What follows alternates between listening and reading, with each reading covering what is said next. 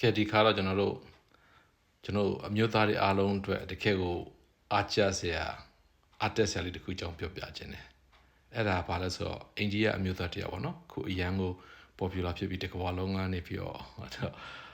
တကဘာလုံးကလူတွေရဲ့ပေါ့နော်အယုံဆိုင်မှုတွေရရှိလာအမျိုးအိန္ဒိယအမျိုးသားတရားကြောင်းပြောပြခြင်းတယ်သူ့နာမည်ကဘာလဲဆိုတော့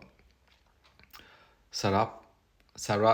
ချမ်ပန်လို့ခေါ်တယ်သူအမျိုးသားပေါ့နော်လူငယ်တူဖြစ်တယ်သူကိုဘယ်လိုခေါ်သူက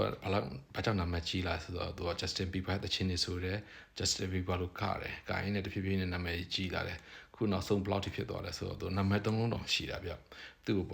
ကိုစုရချူမြင်ထားတာပါဆို Kings of People's King ဆိုပါလေလူတွေရဲ့ဘီညီပေါ့။နောက်တစ်ခုကဘာလဲဆိုတော့ the more handsome man ဆိုတော့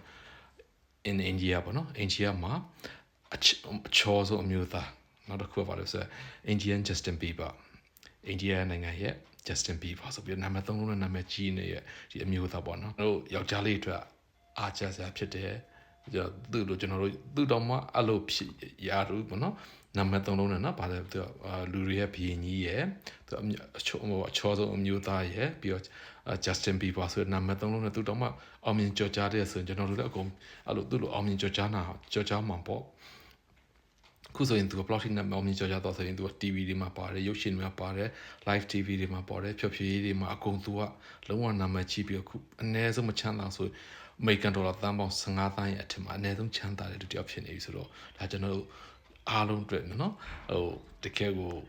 အားချအတူကိုစရာဖြစ်တယ်ကျွန်တော်ဆိုရင်လည်းသူ့လို the more handsome ဖြစ်နိုင်လားမသိဘူးနော်ကျေးဇူးများတင်တယ်